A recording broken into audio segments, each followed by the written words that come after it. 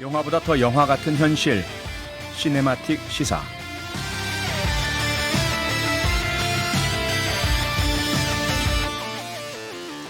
영화 감독이 뽑은 시사 이야기로 한 주를 마무리하는 시간입니다.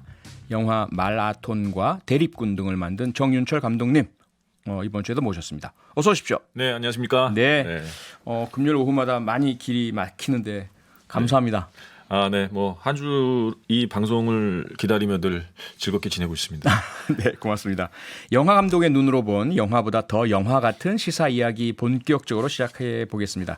감독님이 이번 주에 주목한 첫 번째 이슈는 뭔가요? 네, 뭐 정말 사람들 너무나 가슴 아프게 했던 그 인천의 그 두 어린 형제가 엄마가 이렇게 좀 방치를 해서 배가 고파서 이렇게 라면을 끓여 먹다가 이 화재가 나가지고 둘 다 심하게 다친 그 사건. 네, 정말 가슴이 아프고 너무 가슴 아프죠. 너무 가슴 아프고 정말 어떤 의미에서 막 화도 막 나고요. 그럼 뭐 저도 돌아오면서 반성을 해야 될 부분인 것 같은데도 우리 그 뉴스아이킥에서도 여러 차례 이 사건 보도를 해드렸거든요. 천만다행으로 오늘 그 형이 의식을 찾으면서 두 형제 모두 의식은 찾았죠. 네네네. 예. 그래서 뭐 지금 일단 중환자실에서 치료를 받고 있는데 동생은 이제 8살 동생은 이제 의식을 찾고 일반 병실로 옮겨서 지금 치료를 받고 있다고 합니다. 하지만 형이 뭐 아시다시피 그 동생을 좀 보호하려고 뭐 온몸을 감쌌다면서요. 네네. 그래서 이제 막 불이 확 덮치니까 이제 그걸 감싸면서 이제 몸에 화상을 많이 입어서 좀 위중한 상태인 것 같습니다. 그러니까요. 더 안타깝더라고요. 그 얘기 들으니까. 많은 분들이 정말 그 SNS에서도 이렇게 슬픔과 아픔 뭐 이런 표현들이 무척 많으시더라고요. 감독님께서는 그럼 이 그 형제 이야기를 보면서 어떤 영화를 떠올리셨습니까? 네, 2004년작 그 일본 영화인데요. 네, 고레다 히로카즈 감독의 아무도 모른다라는 영화가 정말 그냥 본능적으로 떠올랐습니다. 너무나 비슷한 상황이라서요. 네네. 이 영화도 이제 버려진 아이들에 대한 이야기인데, 그 이제 4명의 아이들이 이제 엄마가 이제 크리스마스 때는 돌아오겠다 하고 이제 뭐 이제 사형제 형 이제 제 오빠가 이제 한 초등학교 나이고 그 밑으로 동생들이 3명 있는데 이렇게 이제 집에다가 이제 돈을 얼마 주고 이제 월세 뭐 한두 달치 주고 이제 좀 금방 오겠다고 하고 어린 사남매를 그리고 사실 버리고 갔습니다. 오지 않습니다. 계속 시간이 지나도. 그래서 이제 계속 뭐 애들끼리 밥을 뭐 어떻게 뭐 편의점에서 사 먹고 그러다가 이제 돈이 점점 떨어져 가죠. 그래서 이제 결국 그 안에서 이제 아이들이 겪는 여러 가지 어려움과 또 사회가 갖고 있는 또 여러 가지 무관심. 그러면서 결국 그 진짜 아무도 모른다. 이들이 이렇게 꼬마 애들이 이렇게 버려져서 이렇게 정말 고통을 받고 있는 건 아무도 모른다라는 그 내용을 가지고 영화를 만들었는데요. 이 영화제가 2004년 되게 화제작이었고 그리고 칸 영화제에서 당시 이제 올드보이가 같이 출품돼서 이제 박찬욱 감독님도 이제 뭐 상을 받고 그랬는데 이 영화의 주인공이었던 그 야기라 유야라는 그 이제 이 아역 배우죠. 이 친구가 칸 영화제 주연상을 받았습니다. 그렇습니까? 지금까지 깨지지 않고 있는 칸 영화제 그 최연소 주연상인데 그 타란티노 감독 당시 심사위원이었던 타란티노 감독이 당시 이런 말했습니다. 칸 영화제에서 자기가 수많은 영화를 봤지만 결국 기억에 남는 것은 이 아무도 모른다의 주인공 소년의 표정뿐이다. 이런 말을 남길 정도로 정말 가슴에 정말 깊이 남는 그런 영화였습니다. 고레다 히로카즈 감독 아마 많은 그 국내 팬도 있는 걸로 알고 있고요. 영화 많이들 좋아하실 텐데 그런데 이 아무도 모른다라는 영화가 실화를 바탕으로 만든 영화라면서요? 네, 그렇습니다. 1988년 일본 도쿄에서 일어난 그 스가모 아동 방치 사건이라는 실제로 엄마가 이 4명의 아이들을 버리고 가서 그중에 한 명은 죽기도 하고 그게 이제 그 굉장히 비극적으로 참 사회에 충격이 줬던 그 사건을 이제 각색해서 2004년에 만든 거죠. 완전히 이제 실화랑 똑같지는 않고요. 약간의 이제 좀 시나리오를 더 좀 각색해서 드라마틱하게. 그렇지만 이제 결국 비슷한 결국 주제와 이제 내용을 전달하고 있습니다. 예. 그러니까 이런 사고가 일어나면 사실 일본이라는 사회도 1988년 정도만 돼도 자신들이 뭐 유럽 이상의 선진국 되겠다 그렇죠. 이랬던 때인데 네. 국가적 부끄러움이 일어나잖아. 이런 일이 일어나면 우리가 이 정도밖에 안 되나. 이 아이들 우리 곁에서 도심지에서 그 수도인 도쿄 안에서 뭐 그에 따라서 아마 그 감독님도 그러시겠지만 영화인들은 뭔가 여기에 대해서 우리도 뭔가 해야 되겠다. 이렇게 되면서 만들어진 영화겠네요. 그렇죠. 네. 당시에 뭐 감독이나 뭐 제작자분들도 되게 이제 당시에 88년이면 우리 올림픽 할 때 아닙니까? 예. 그 당시 일본은 정말 진짜 선진국이었죠. 예. 그러면서 이제 어떻게 이런 일이 벌어졌는가 굉장히 충격을 받았을 거고 네. 마치 지금 저희가 그 인천 그 형제들의 그 안타까운 소식을 들으면서 예. 와 지금 이 21세기 2020년에 예. 대한민국에서 이런 일이 벌어지는가 그러니까요. 그런 똑같은 안타까움을 느꼈을 것 같아요. 아하. 그래서 이제 그거를 이제 결국 10몇 년 지나서 네. 영화로 이제 만드신 거죠. 아, 그럼 이 영화로 인해서 뭐 사회, 국가나 지방자치단체 각성이 일어나고 뭐 제도 변화도 일어나고 그런 효과가 좀 있었나요? 실제적으로? 네, 이 영화가 이제 굉장히 사회적인 반향을 많이 일으켰고요. 네. 그래서 이제 어떤 아동 복지라든지 또 어떤 사회적인 그 구석 사각지대를 아하. 이렇게 어떻게 돌볼 것인가에 대해서 많은 그 좀 의견들이 네. 많이 나왔다고 합니다.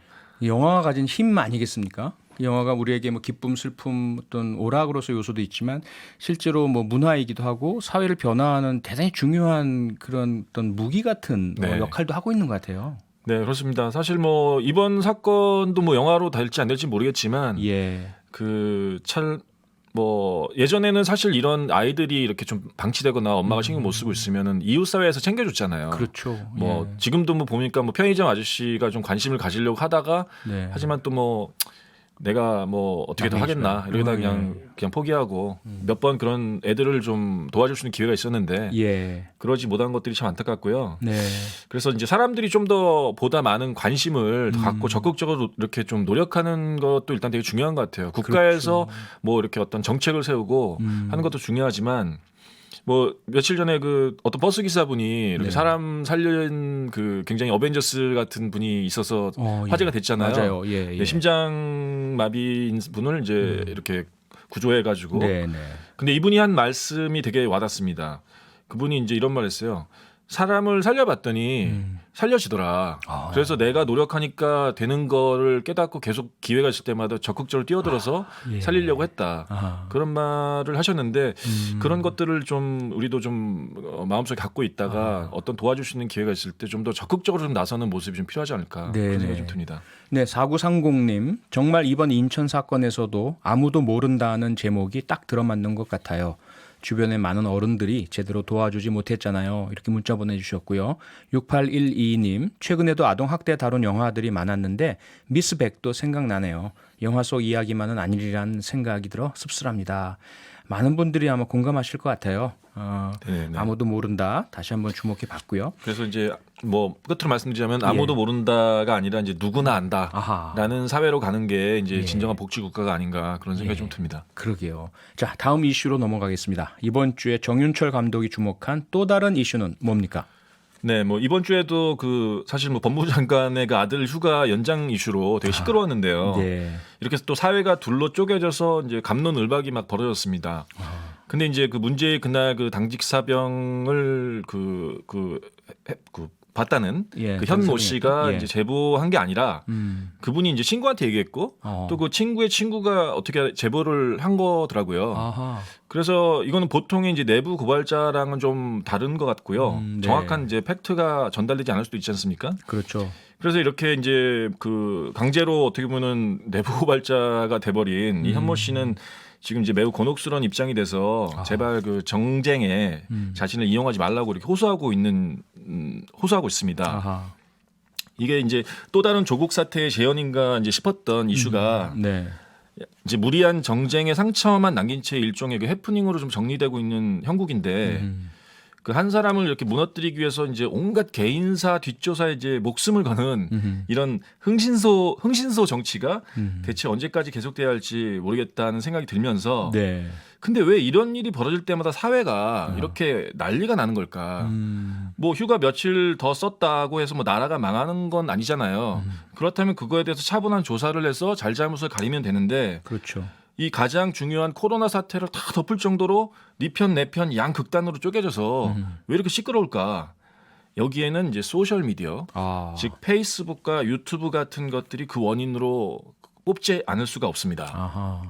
그래서 지금 주목하신 부분은 소셜 미디어의 네, 문제 그렇습니다. 이렇게 정리가 될 것 같은데요. 그러면 이런 현상을 보면서 떠올린 영화는 어떤 겁니까? 네, 오늘은 뭐 벌써 말씀드렸지만 바로 이런 소셜 미디어의 놀라운 영업 비밀, 네. 그리고 개발 과정에서의 그 알고리즘, 어허. 그리고 그것의 엄청난 부작용을 다룬 넷플릭스 다큐멘터리 소셜 딜레마에 대해서 말씀드리려고 합니다. 소셜 딜레마 이게 네. 다큐멘터리네요. 다큐멘터리입니다. 어떤 내용입니까? 네, 그 내용 설명 전에 조금 더 소셜 미디어에 대해서 제가 잠깐 말씀드리자면은 우리가 이제 유튜브랑 페이스북을 사용하다 보면은 그 자동으로 추천해주는 뉴스들이나 소식이 있잖아요. 바로바로 이렇게 네네. 올라오죠. 예. 근데 이게 신기하게도 내가 좋아하는 내용이랑 관심 있는 것들을 막 잘 찾아주지 않습니까? 예, 정확하게 꼽아서. 예. 근데 이게 이제 그 인공지능 알고리즘이 내 성향에 맞게 이렇게 추천해주는 건데 네. 이게 보면 한 가지 이상한 점이 있습니다. 이 내가 싫어하는 내용이나 정반대의 주장들은 거의 안 보인다는 거예요. 예. 심지어 아주 오랜만에 이걸 열어봐도 말이죠. 네. 그래서 제가 이게 좋은 사례가 있는데 실제 사례가 바로 접니다. 예. 제가 이제 페북을 2년 동안 접었다가 최근에 다시 열었는데 예. 놀랐던 게 이 패친들이 뭐 쓰고 있는 그 내용들이 하나도 변한 게 아니에요. 다 똑같아서 참 세상이 아직 그대로구나 좀 이렇게 의아했습니다. 그러니까 2년 전과 지금과 그렇죠. 거의 똑같은 글들이 완전 있더라. 똑같은 내용 어허. 그리고 똑같은 사람들이 계속 저랑 이렇게 소통을 하고 있더라고요. 예, 그래서 예. 이게 뭐 원래 그런 건가 했는데 그게 결국 페이스북의 인공지능이 네. 저를 2년 동안 잊지 않고 이렇게 기다리고 있었던 거죠. 아하. 그래서 얘가 다시 돌아왔네. 오케이, 너 이런 성향이지. 아하. 너 이런 사람 좋아하는 거 맞지? 좋아요 이런 거 많이 눌렀지? 네가 보고 싶은 거 이런 거 아니야? 하면서 저한테 이제 깔맞춤된 정보를 아하. 제공해 주는 겁니다. 예. 근데 과연 이게 뭐 편할 수도 있지만 이게 괜찮은 걸까? 그래서 소위 저는 말해서 이 약간 이런 확증 문제의식을 갖고 편향이라는 있었는데 이런 문제로 몰아갈 수가 있잖아요. 네네. 예, 한 가지 내가 믿고 좋아하는 곳으로만 자꾸 그 정보를 전해주면 다른 쪽은 보지 못하는 그러한 사람으로 만들어버리는 문제가 있네요. 맞습니다. 그 이야기를 바로 이 소셜 딜레마란 그 다큐멘터리가 전해주는 겁니다. 아하. 여기에 등장하는 인물들은 그 페이북과 유튜브 알고리즘을 설계하고 개발한 실제 엔지니어들입니다. 아하. 일종의 그 내부 고발 다큐멘터리라고 볼 수 있는데요. 예. 놀라운 사실은 이 페북이나 유튜브가 파는 게, 네. 이 장사하는 게 페북이나 유튜브 자체가 아니라는 겁니다. 그럼요. 바로 그 사용자들, 우리 자신이라는 거예요. 아하. 그러니까 우리의 데이터를 모아서 그 성향을 분석해서 이제 광고주들한테 이제 판다는 거죠. 예. 그래서 제품은 놀랍게도 바로 우리 자신들이죠. 근데 뭐 이런 거는 뭐 TV나 뭐 신문도 광고로 먹고 사니까 뭐 비슷할 수 있지만, 네. 근데 기존의 광고는 이 무작위 대상한테 이렇게 노출되는 광고죠. 그렇죠. 예. 하지만 소셜 미디어는 이 사용자들의 성향이랑 각종 데이터를 다 갖고 분석했기 때문에 이 타겟 마케팅이 또 가능합니다. 네. 거기서 더 나아가서 이제 시청 시간을 늘리기 위해서 아까 말씀드린 그래야지만 저 광고를 더 많이 보게 되니까 네. 아까 말씀드린 정확히 내가 좋아하는 뉴스만 골라서 주는 그런 기능이 있습니다. 네. 근데 이게 왜 문제냐면요. 이 사람들이 이게 눈앞에 그 펼쳐지는 SNS 속 세상이 이제 진짜 세상이라고 이 믿게 만들기 때문입니다. 다른 다양한 의견의 예. 세상을 못 보는 거죠. 그렇죠. 이 자기가 믿고 싶은 것만 골라서 받아들이는 것을 혹시 뭐라고 하는지 아십니까? 확증 편향. 네. 그렇습니다. 네. 확증 편향이라고 하죠. 예. 이게 쉬운 말로는 이제 체리 피킹이라고도 합니다. 예. 네, 쟁반에 있는 그 맛있는 체리만 골라서 쏙쏙 먹는 거죠. 워렌 버핏이 이런 말을 했습니다.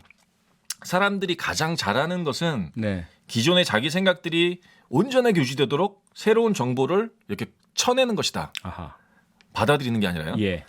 그래서 이제 뭐 내가 산 주식에 대해서 과도한 확신으로 이제 뭐 매도 타이밍을 놓쳤다. 뭐 이런 얘기를 하려고 이제 이분은 그런 얘기를 한 것 같은데 예. 이게 바로 확증 편향입니다. 아하. 그런데 페이스북이나 유튜브 같은 소셜 미디어는 바로 이런 확증 편향을 불러일으키면서 장사를 하는 엄청난 부작용이 있습니다. 보세요. 예전에 TV랑 신문은 다양한 내용 중에 자신이 원하는 정보를 그래도 찾아야 되잖아요. 네, 그렇죠. 근데 이제는 이런 인공지능 알고리즘은 그냥 알아서 원하는 것을 갖다 꼽아줍니다. 아하, 가만히 있어도. 그렇죠. 예. 달콤한 체리만 골라다 그냥 입에다 떠먹여 주는 거죠. 어허. 주변에 입 바른 소리하는 그 그러니까 왕 주변에 입 바른 소리하는 그 신하가 없는 거랑 똑같습니다. 벌거벗은 임금. 네네. 예. 직언을 하면은 이제 불쾌하니까 시청 시간이 짧아지겠죠. 그래서 이 간신배들만 같이 그냥 다 모아놓은 그런 상황이 되는 겁니다. 네. 그래서 죄송합니다. 자, 약간 흥분하셨어요 지금.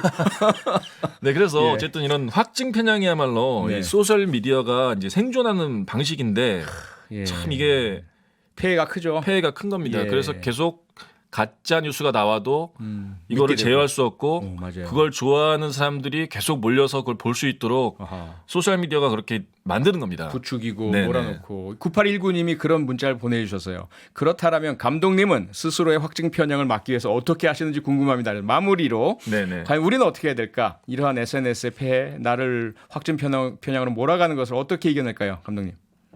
네, 뭐 민주주의가 이 다수결의 원칙이라고 하는데 네. 하지만 다수가 꼭 옳거나 중요한 내용을 갖고 있는 것만 아닙니다.